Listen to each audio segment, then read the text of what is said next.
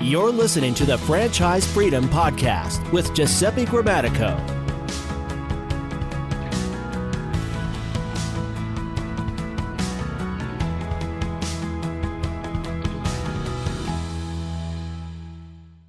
All right, we are back with Lisa McGill from Home Franchise Concepts. One other topic, I'm thinking of other questions that I may have. I know we were talking about some topics to go over on the show, but so you talked about budget blinds, and someone listening in said, wow, that sounds interesting. I have blinds in my home, but I know nothing about blinds, and that's a common thing. I have no experience in that specific industry. So taking kind of a step back, what are the characteristics? Are there kind of certain characteristics as far as what type of person or who's a good fit for budget blinds, or maybe some of the other brands? Can you talk a little bit about that? Because that's another question I get. Do I need experience in that specific industry? Absolutely. So it depends on the brand. We are not a one size fits all. When it comes to budget blinds, to be honest with you, that's our brand that, with the kind of presence that we have in the marketplace, the kind of buying power that we have, the margins that you can create, the sort of ease of the business model, we really bring anyone from any walk of life into that business model. It's the only time that I tell people we have to halt on this, is if they don't like any sales or people, they don't want to be in people's homes. This is home services. So you have to realize who your customer is, and you have to be willing to be in that segment. But as you get into some of the other brands where you're going to need to hire some crews and sort of build teams for installation, there are some qualities that we look for in our owners, such as the ability to project manage, the ability to hire and manage crews of the type of person that they will be managing. It's a different type of person for Two Maids, which is residential cleaning services, than it would be for kitchen tune-up, where you're hiring some tradesmen, right? Or building some subcontracting relationships and coordinating projects. No matter what, when you're in home services, if you're doing any kind of remodeling or adding a product to the home, there's always a sales component. Right. So if you're not comfortable with sales, then that would be a red flag. Now, most people know that, home services is absolutely booming, and especially during the pandemic, where a lot of businesses really, really struggled. Obviously, our brands were flying. More business than our owners have known what to do with. So it is a very hot time for home services right now, for success, for lots of leads coming in, people asking for home services. And why would that continue even in a potentially recessionary period? Well, because people right now don't feel with higher interest rates that they can trade up in their houses. A lot of people who thought, well, I want to sell my house because I can get a lot of money for my house. But oh shoot, I can't afford to buy what I wanted to buy. So I guess I'll stay where I am, but I don't like my kitchen. I don't like my bathroom. I don't like the colors in my house anymore, or the window treatments. So this has been something that we have seen that we're going to continue to see. We see the forecast through 2026 as being still extremely strong for home services. If you look at a company like Two Maids, which is residential cleaning services, it is one of the highest demand businesses that we have ever seen. Fascinating. This is, residential cleaning services are not services that the wealthy just use.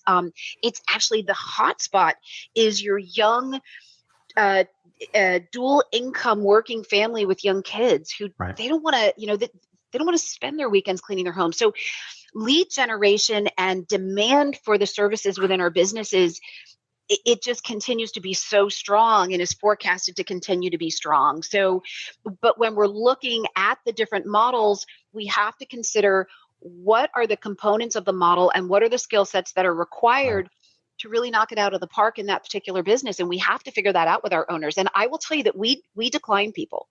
We absolutely decline people, even when they tell us, please let me do this. We will say to them, this is why we think this is not a good investment for you. I had somebody that I declined who came back again and again, please let me.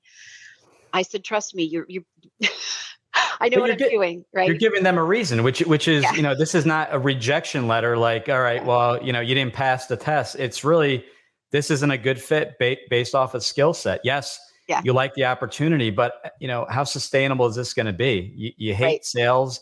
You're not, looking forward to going to people's homes. How is this Right. going to work? And Right. you're helping someone out, and I get it. That knee jerk reaction is like, wait, no, I can change. Or what I tell people when they look at the franchise first. So instead of figuring out their skill sets, what the reason for getting into the franchise, et cetera, they just look at some of the sexy brands and they say, well, this brand, I have to be there 7 days a week. Yeah, I'll suck that up. I really only want to work 5 days a week, but I'll work weekends. And then they find out now they not only weekends, they have to work nights, not just during the day. And they start to settle and settle and settle. And I go, there's so much of an easier way, and you'll kill the overwhelm. And people say, well, what's that approach? And I said, our approach is simple. Whether you work with me or not, I lay it out for them. You could do this on your own, or at least start thinking about it. But think about what your ideal, first off, why you're doing this, and what's your ideal situation. Are you working from home, a location? We talked, like you just mentioned, what do your employees look like? Are they W-2? Are they contractors? There's a big difference there in management styles. I've done both. So really thinking about what you want. I can guarantee you there's a franchise for everyone. It's going to take some time to find, but don't settle, right? This is a business. Don't settle. Right. Don't settle just because your buddy is successful in something, right, and thinking that you'll be successful in something. Yeah. Yeah. I tell people once they start in the process and they really get some meat on the bones of the process, write down, put it on paper, a pros and cons list, and weight the pros and cons from 1 to 10 or from 1 to 5, whatever you're comfortable with. Because you know what? A pro that weighs a 3 does not outweigh a con that weighs a 10. Right? And just because you've seen someone else be successful at it doesn't mean that you're really going to be okay with that con over time. Mm-hmm. So be honest with yourself and do the work to find the right fit, because then you're never going to look back. One of the things I love the most is our owners conference. We have our owners conference coming up in January. Mm-hmm. People actually line up just to give me a hug. That's awesome. How cool is that? That is cool. I always tell people I sleep really well at night because the people that I have worked with are loving their businesses and they're doing really well. And listen, in hundreds of placements, it's not 100%. But I can say that the ones that are no longer in business, of which there's only a few over a period of 4 years with Home Franchise Concept, or 4.5 years now, every one of them came back to me and said, it wasn't the brand. Right. It wasn't the team. You all did everything you said you were going to do. I have a personal reason, and this is the reason why I'm choosing to step away from the business, or I'm choosing to sell the business.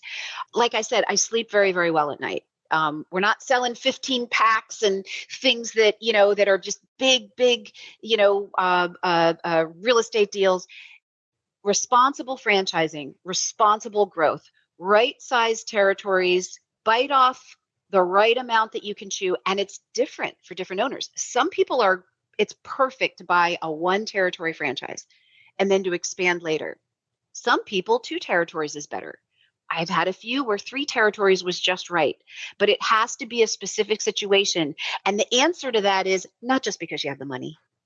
That's not the answer. 100%. So I love to hear that. And I'm glad I'm not the only one saying this. So this makes me feel much better. So for everyone listening in, I feel like sometimes I'm like, well, am I crazy for saying this? I go, I'm as honest and as direct as possible. I even did a show on the 3 reasons franchisees fail.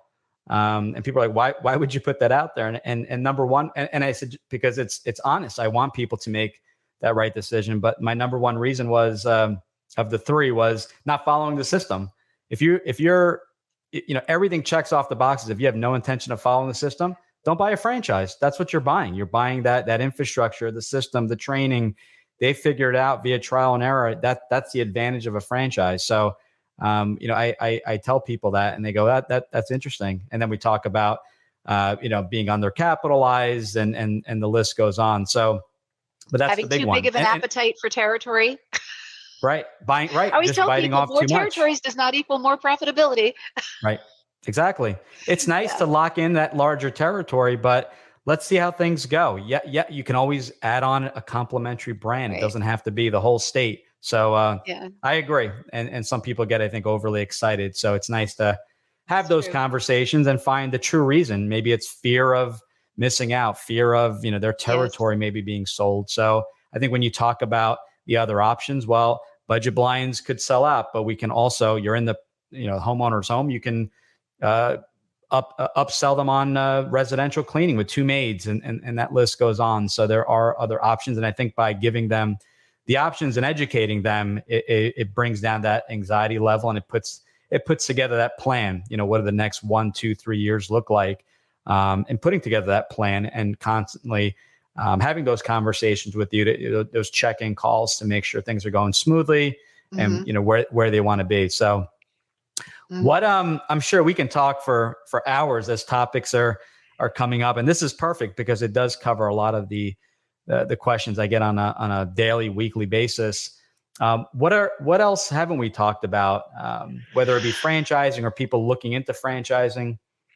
I think that it's important to note when you're looking at a franchise is what is the franchise's current ability to support growth.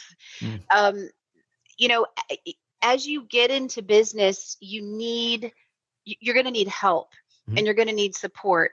And one of the things that we say with JM Family being in our ownership, when JM Family bought us from Trilantic, in just a period of 3 years, we doubled the amount of people that were working under the Home Franchise Concepts umbrella, meaning Oh, that they came in and they basically said, how much more support is needed for each brand and in mm, what areas? And they just hired those people. Now, a private equity company would never have done that. Trilantic certainly wasn't going to do that because that's not going to pencil out in a couple of years when they're going to turn you over. So looking at a company that's privately held and looking at the financial infrastructure of that company and how much money do they have to continue to build and provide resources around the franchise as they're needed mm, for things like additional processes and systems and education, right? People to pick up the phone and just be there for you as you're growing. Those are very, very important things to consider because you're not just investing in that business, you're investing in whoever owns that mhm. business. In most emerging franchises that are still privately held, in today's franchise world, most of those are going to be sold. And a lot of them these days are being sold to private equity companies. Right. So you've got to consider those kinds of things when you are making an investment in a franchise. Who currently owns them? Who might own them in the future? What are the ramifications of that? And it is definitely one of the things that we hear so often with the structure of Home Franchise Concepts and the private ownership of JM Family is that when they came in, they just said, we're just so confident that our investment is secure, that we're going to have the resources Right. that we need, that the growth is going to be supported and the money is here for infrastructure. During the pandemic, I'll give you an example. During the pandemic, we have a medical director. We've got economists on staff. JM Family employs almost 5,000 people. Oh, wow. So this JM Family is the 17th largest private company in the United States. Wow. I didn't So know that. Wow. we have enormous resources. And when the pandemic hit, we didn't know what was going to happen. Mhm. We took, for budget blinds alone, we took $5.4 million out of the coffers of budget blinds during the time when some of the states had, these businesses shut down. We just divided it and stuck it in the bank accounts of all of our budget blinds owners. I Wow. don't know of another franchise that actually did anything close to that. We also did royalty deferments and then we did royalty forgiveness. Mhm. Whatever our owners needed, our CEO came out at the time and on video went to the entire system and said, we are not losing a franchise because of the pandemic. We plan for things like this. We have the money to get us through. Don't worry. The pandemic's not going to be the reason why you lose your Wow. business. We are here for you. It was incredibly comforting.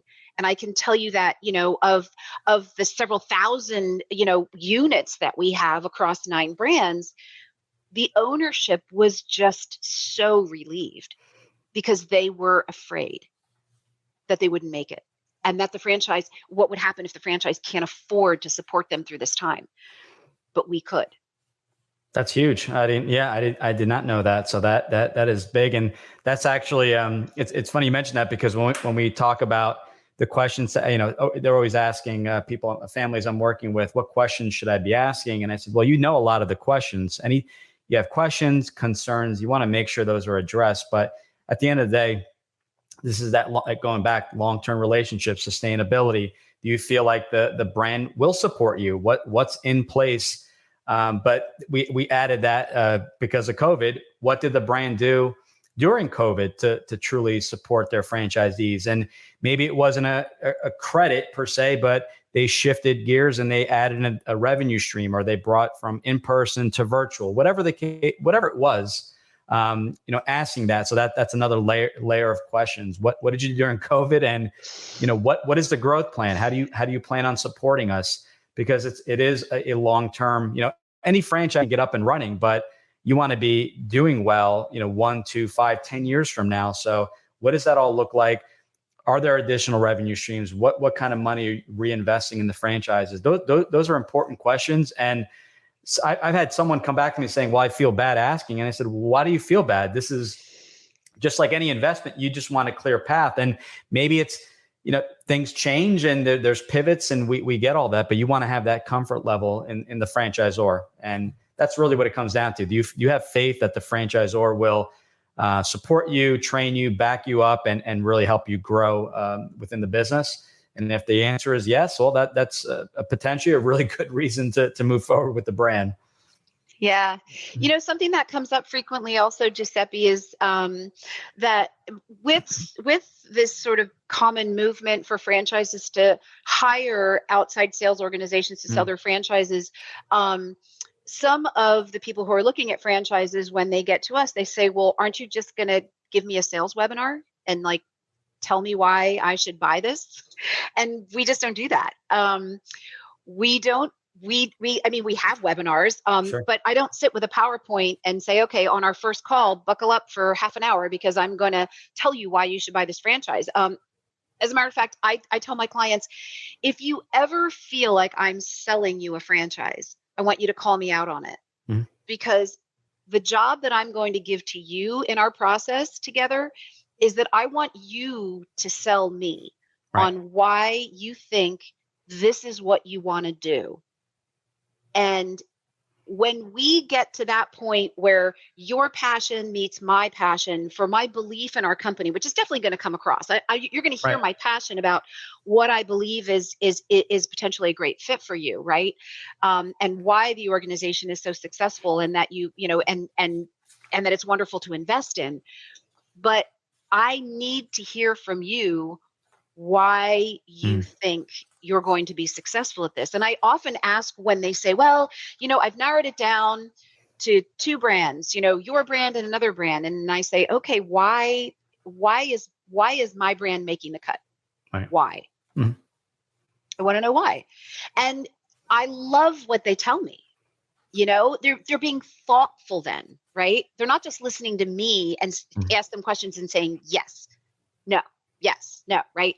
I'm making them tell me, because when they're having a bad day one day in their business in the future, and you're going to have one, if you're going to be a franchise owner or a business owner of any kind, you're going to have a bad day. Trust me, right? Oh, yeah.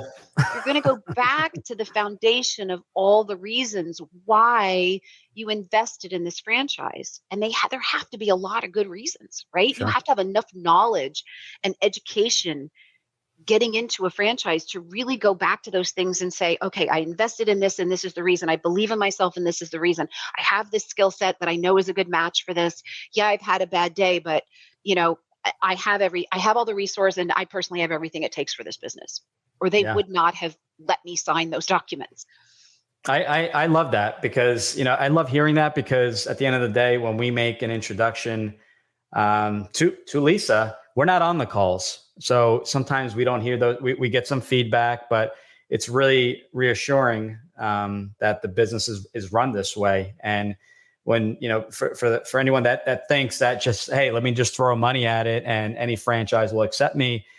Well, maybe there are some companies that do that. I don't know. I don't work with any of those companies, but it's reassuring to know that let's truly figure out. There's nothing to sell. Let's figure out together if this is a good fit. And again, I sleep well at night as well because I enjoy what I do, and sometimes I have to give someone the unfortunate, if I can talk today, news that they're maybe not a good fit for a franchise. But I always leave them with something to say, if you're not a good fit, these are the reasons why, kind of to your point. Give them reasons. Don't just say, you're not a good fit. Next, you're not a good fit. In some cases, you're not a good fit because financially, you should have some living expense set aside, especially if you're going to be leaving your job to do this full time. You want to make sure who's paying your mortgage or your rent, who's paying your health insurance, who's paying your student loans. So it just may be a plan of re-engaging in 6 months and saying, okay, so-and-so, have you put some money aside? Have you been able to cut your expense in order to make this work? So I like to put together those plans because I'm not going anywhere. I always joke and say, I have 2 kids to put to college. So I go, I'm here. So if the timing isn't right, my liner, and I stole this from someone. So it's not, I didn't come up with the line. What was, I'll meet you where you're at. And that's what it comes down to, because a franchise may be the perfect fit. It's going to get you out of that corporate rut and that cycle and just not being happy. It checks off all the boxes. We may have a franchise in mind, but financially you're not there. But personally, you got a lot going on. You're going through a divorce, someone's sick in the family. Let's put that on hold. It's got to be the right timing so that you can launch successfully. So I always say I'll meet you where you're at, but at the end of the day, a decision needs to be made whether to move forward or not, or to put this. But if you do put it on hold, let's figure out the true reasons why, not just excuses to put on hold. But these are the reasons I'm putting this on hold, and this is kind of the time frame. In 6 months, this will be kind of over, and I can proceed. So. Did I miss anything there, or that's? Well, there's a great podcast. Tim Ferriss does a podcast. It's a TED Talk on fear setting, and I often ask my candidates, "What are you afraid of?" And they'll say things like, "I'm afraid of failing and losing all my money." I'm like, that's not a legitimate fear. I'm like, that's like a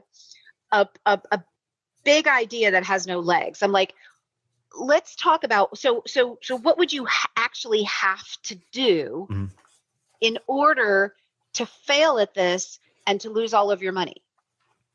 Put those things down. What would you have to do? Well, I guess I would have to not answer the phone and, when the calls come in and not go on consultations or whatever, right? I'd say, okay, are you going to do that? Well, no, I'm not going to do that. Well, I could be a terrible salesperson. Might you be a terrible salesperson? Well, no, I'm really not worried about the sales aspect of it. And I think I'm going to be great at that. Okay. Sometimes people say, yeah, you know what, actually, I'm terrible at sales. I actually don't want to do the sales. And I'm like, okay, then guess what? We need to make sure that we cover that component in your business. That's not a hat that you're going to wear. So someone else is going to have to wear that hat.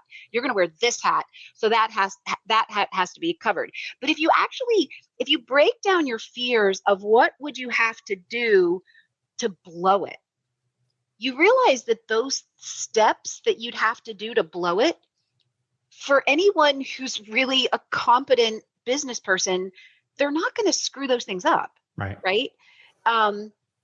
So that's where you have to say, okay, then I need to do these things. I need to answer the phone, right? I need to take good care of the teams of people that I hire. I have to create a good work environment, right? I have to, focus on watching my P&L and make sure that my costs are in order. Like, you have to do those things. So advice that I would give listeners is, if you really have this longing to be a business owner, but you have these sort of big blanket fears of, well, I'm afraid that I'll just lose everything and, fail.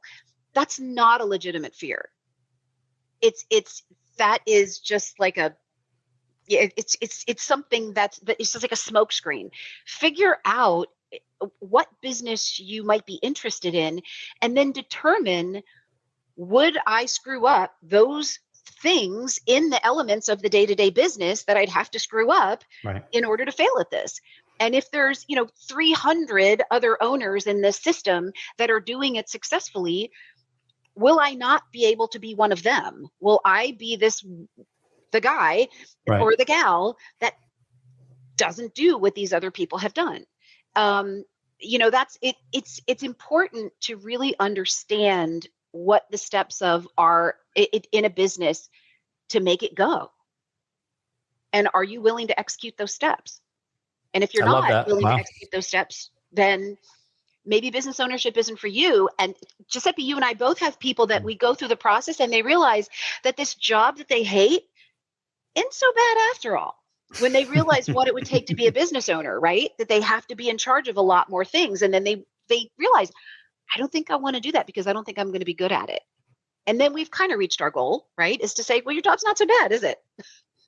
Right? Until the next time around, when you say, now I am willing to do all those things because now my job really is bad. Right now it's really, really, really bad. So, and when people ask me like, well, what's your success rate? And I go, well, what are you basing success on? I go, I educate. So, my job is to educate and connect and let people know as a business owner owning franchise and non-franchise companies, being a corporate executive as well, is really to help guide you through the process. My goal, obviously, is for everyone to be successful, but I can't, once we connect, we're always going to stay in touch, but it's really up to you if you're going to be successful in that business. That's really out of our hands. But our goal, if you look at what we do, is really to educate you, to talk you off, that bridge and just say, well, I want to own a business. Why? I hate my boss. Well, that's really not that good of a reason. It's a reason, but not a good reason. Or I want to make millions of dollars. Again, this isn't all, even a franchise, there's a lot of work. There's a lot of, there's employees involved. There's a lot of moving parts. You got to make sure this is truly the right fit. And that's where we spend a lot of the time before even jumping into looking at a single brand. So could you send me, because, two things. Number one, this has been awesome and we've gone way over and I appreciate your time. So if you're okay with this, I'd like to do a 2-part. So we have 2 weeks with Lisa. That's cool. And then secondly, if I want to make sure I pull up the right one, because I do want to check out that TED Talk. If you have the link for that. I have it. Sure. Perfect.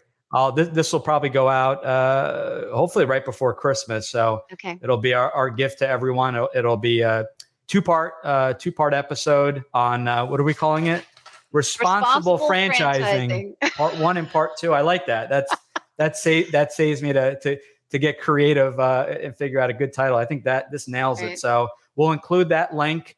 And if there are any other resources or anything else you'd like to share with the audience, we're going to include website, contact information, and any other resources we'll include them in the notes. So Lisa, I really appreciate your time. This has been awesome. Again, I appreciate going over the 30 minutes we usually go, but we were on a roll here, and this is a lot of good stuff packed in here. So these are one of the couple episodes that you may want to rewatch a couple times to make sure you pick up on everything we discussed. And if you have any questions on franchising, if you have any interest in looking at budget blinds and the various concepts, let me know. We'll make an introduction with Lisa. But more importantly than anything else, let's figure out if business ownership is the right fit. And that's where we can definitely add value and help out. So Lisa, thanks again. If we don't talk, happy holidays. I want to see pictures of the tree. I'll do the same, and we'll exchange the movie list soon. Got it. You got it. Thanks. Talk to you soon again. Take care. All right. Bye-bye. Bye. Thanks for tuning in. Whenever you're ready, here are 3 ways Giuseppe can help. 1. If you've ever considered owning a business of any kind, you owe it to yourself to get a copy of Giuseppe's book, Franchise Freedom. Download your free copy at ggthefranchiseguide.com/book. 2. Want to understand how successful executives make the transition from corporate to owning their own franchise? Join Giuseppe's next online presentation, Franchise Freedom: How to Escape the Corporate World and Have Financial and Time Freedom by Owning a Franchise, by going to ggthefranchiseguide.com/video. 3. Want to work with Giuseppe one-on-one to identify the right franchise opportunity for you? to navigate the process and get plugged into experienced franchising advisors? Send him an email to gg@ggthefranchiseguide.com with one-on-one in the subject, and he'll send you all the details.